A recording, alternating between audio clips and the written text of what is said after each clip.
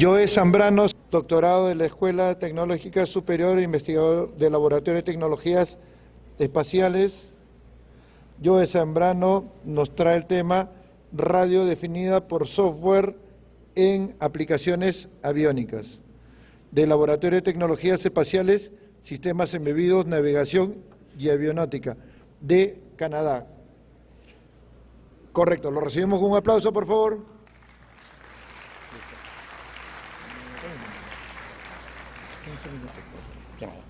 Primero agradecer la invitación del doctor Montoya a este evento. Y bueno, antes de comenzar, decirles que esta presentación ha sido autorizada por la dirección del laboratorio al que pertenezco y represento.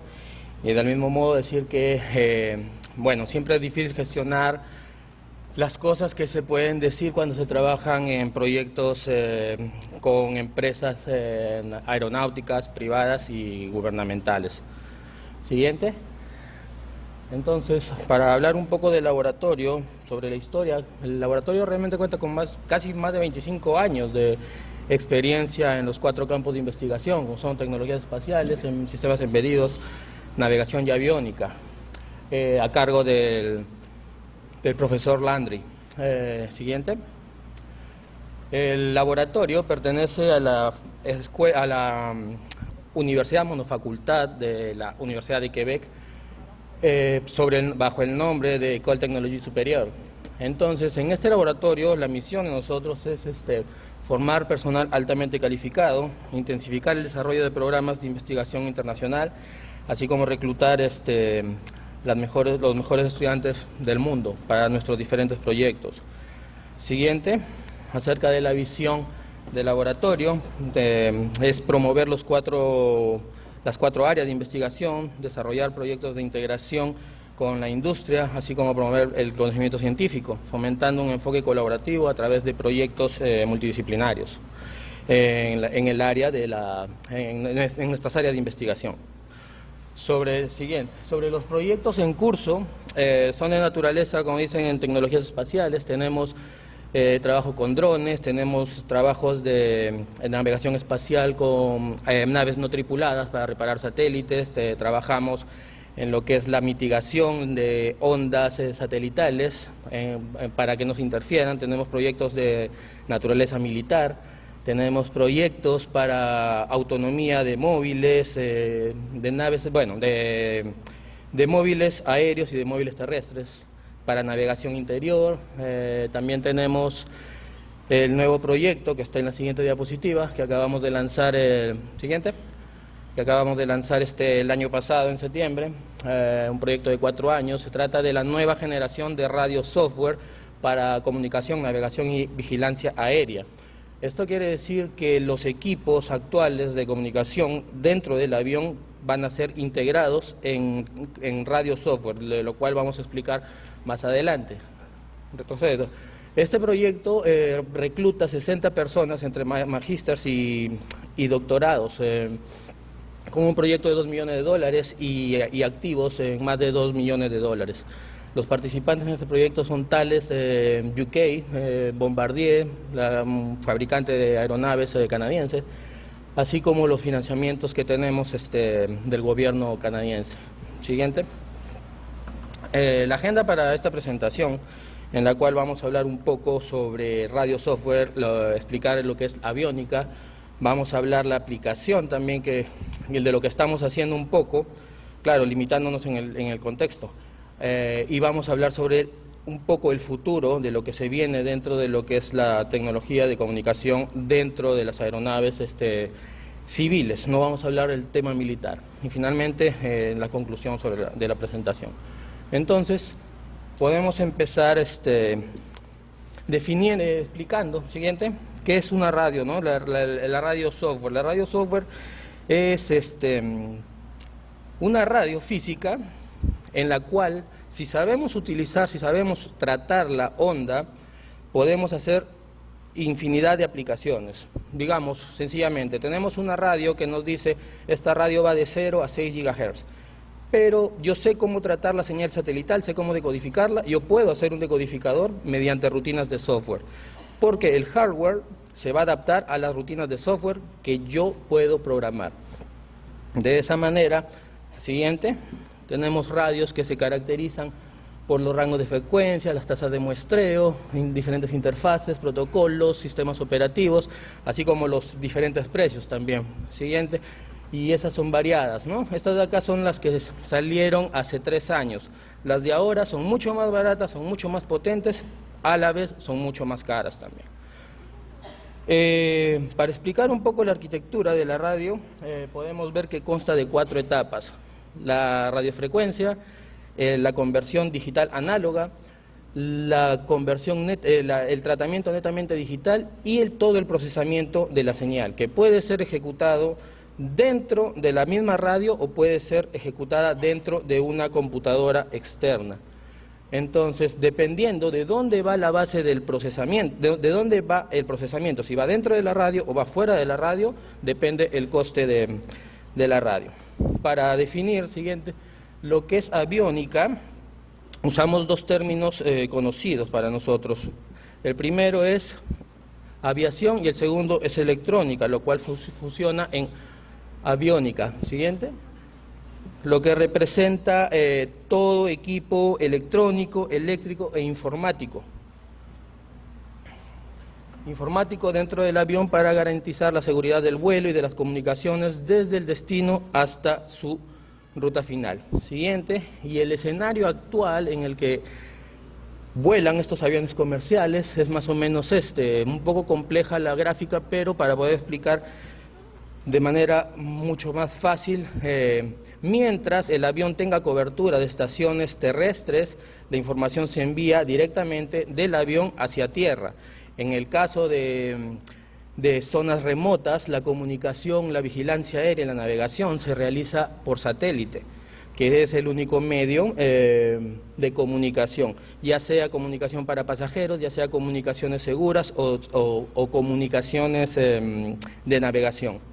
Siguiente, para introducirnos un poco en las aplicaciones aéreas, siguiente podemos hablar de elementos o sistemas. En este caso, sistemas de comunicaciones, por ejemplo, aire-tierra o aire-aire. Para la navegación básica, ya hemos realizado un proyecto que integra el equipo medidor de distancia, el transpondedor que envía informaciones de posición también del avión, el ADS-B, que es la ADS-B, que es la navegación satelital, que envía periódicamente 2 veces por segundo la información de dónde se encuentra el avión hacia las estaciones en tierra. Y también la conectividad o entretenimiento, que es el Internet en pleno vuelo, ¿no? Ya sea radiado de estaciones de suelo hacia aire, o ya sea por Internet satelital dentro del avión. De la misma manera podemos ver otros sistemas del punto 6 al 10. Siguiente. Entonces, para hablar un poco del DME, siguiente, este equipo nos ayuda a saber la distancia a la que se encuentra el avión de una estación DME que ya está previamente fijada dentro de las cartas de navegación. La manera de calcular es envía un pulso y el tiempo de respuesta va a ser calculado para obtener el rango de inclinación. Y con ayuda de la altura podemos calcular la distancia a la que se encuentra de la baliza en el suelo, ¿no? Matemáticas básicas. Siguiente. Para el caso del transpondedor modo este es como tener la placa de un carro, pero tiene la dirección del avión, la dirección del transpondedor, es una dirección única. Entonces la estación interroga, el avión responde. Y ese punto que recibe a esa distancia periódicamente es puesta como un punto en el radar. Para el modo A, la estación, la torre de control envía un código de 4 números que es puesto en el FMS, en el sistema de administración de vuelo. El piloto recibe sus 4 códigos de tierra, pone 4 números en el transpondedor, devuelve la respuesta y los 4 números se muestran en la pantalla. Del mismo modo, el modo C envía la altitud. De esa manera, físicamente, el radar que gira todo el tiempo, va ubicando el avión dentro del radar. Este es el sistema más seguro, es un sistema que data de hace muchos años y que no puede ser reemplazado hasta ahora. Las frecuencias se muestran aquí y bajo la misma lógica, siguiente, se muestra el nuevo sistema que va a ser un estándar a partir del 2020 para la navegación internacional, que es la navegación por satélite, donde el avión recibe su posición satelital y envía hacia tierra o hacia otros aviones. Del mismo modo, el control de tráfico aéreo lo puede ver en pantalla, pero esto al ser digital, podemos, si conocemos como dijimos, si conocemos cómo tratar la onda, podemos inyectar aviones fantasmas en el radar, ya que todo este sistema es digital. Pero ¿de qué manera sabemos que no es un avión fantasma? Con el transpondedor modo S, que necesita la respuesta física y necesita la respuesta del piloto. Entonces, hasta ahora, hasta asegurar bien las comunicaciones en ADS-B, dependemos del radar secundario. Siguiente, otro sistema es el In-Flight Connectivity o In-Flight Entertainment, que no es sino las comunicaciones no seguras que pueden ser de los pasajeros. Normalmente consideramos no seguras a la comunicación que el pasajero puede estar viendo en Internet dentro de un vuelo. Del mismo modo, una comunicación segura puede ser enviada de avión a avión, ¿no?, utilizando otro sistema. Entonces, en el primer proyecto de nuestro laboratorio hemos integrado estos 4 sistemas que hemos visto en una sola radio. Es decir, hemos reducido casi, digamos, en peso, podríamos hablar de 15, 20 kilos a 2 kilos. Y eso significa economía también en combustible en un vuelo, donde cada kilo cuenta, ¿no? Siguiente, ahora para hablar de radio software en aviónica. Siguiente, sabemos que un avión tiene un sistema altamente complejo, donde actualmente la visión un poco de laboratorio es reducir toda esta cantidad de equipos, ¿no?, todas las cantidades de antenas dedicadas, montajes de estantes, de racks, kilómetros de cable, de conectores, reducir todo eso a la imagen siguiente, que es integrar esos sistemas en radio software y que sea compatible con el estándar que ya se utiliza, que es el IMA, ¿no?, que es Integrated Modular, una arquitectura modular, es decir, tener un rack, queremos cambiar un sistema, solo cambiamos tarjetas. Y en el caso de nosotros, hacer los sistemas que no se pueden hacer de manera en tarjetas, integrarlos dentro de radio software, para lo que creamos la radio definida por software aviónica, ¿no? Las ventajas: menor número de equipos de cables, redundancia de hardware vía software. Incluso la reprogramación se puede hacer desde tierra siempre y cuando tengamos un enlace seguro. Y el mantenimiento, mucho más fácil. Ya hemos demostrado en un principio que lo podemos hacer con 4 sistemas, y el nuevo proyecto que mostramos, NextGen, pretende hacer el avión netamente navegable y comunicable vía radio software. Siguiente, y ahora presentamos también aquí de lo que es la radio software, es decir, un avión tiene una radio software o es una radio software, tenemos otro avión que es una radio software, tenemos todos los aviones con radio software. Ahora comunicamos todo eso y lo llamamos una red de radio software, a lo que tiende a ser un sistema redundante de radio software. Y acá es donde vengo a decir que Andersen, el 2011, dijo que el software se está comiendo al mundo. Y efectivamente, las empresas que figuran más rentables siempre en el mercado son basadas en software: Apple, Alphabet, que no es más que Google, Microsoft, Amazon. Sin embargo, la tendencia la aceleración a partir del 2019 hacia el 2030 es la inteligencia artificial. Por ejemplo, acá podemos ver en el proceso automático de códigos, es decir, con inteligencia artificial no hace falta ser un experto para programar algo que queremos. ¿Por qué? Porque las bases de datos, si tenemos acceso a las bases de datos, la programación va a ser predictiva. ya sea C, ya sea Python, no importa qué lenguaje de programación, ya está funcionando esto en el GitHub. Sin embargo, la tendencia ahora sería que antes el software se está comiendo al mundo, pero ahora la inteligencia artificial se está comiendo al software. Pero ¿qué hay detrás de la inteligencia artificial, de todos esos algoritmos? No hay otra cosa que software. Entonces pasamos de la radio software a la radio cognitiva, una radio inteligente, una radio que aprende. Para ello, vamos a presentar parte de mi trabajo, que es la red cognitiva, siguiente, aerotransportada. ¿Qué significa? Siguiente. Para explicar un poco la topología, ¿no? Los aviones están en un espacio donde no hay conexión, no hay cobertura terrestre. Si hay cobertura terrestre, se conectan directamente al avión. Siguiente. Si no hay cobertura terrestre, arranca el enlace satelital. Siguiente, y detente ahí un momento.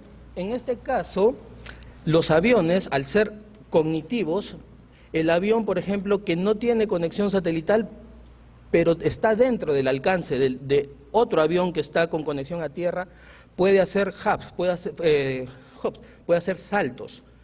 Puede hacer saltos y compartir el canal, optimizando de esa manera el canal de comunicación. De igual manera, si todos estos están dentro del área de cobertura, siguiente, podemos hablar de una red cognitiva aerotransportada, donde posiblemente no se necesite de satélites, porque de satélites también tenemos una gran polución en el espacio, ¿no?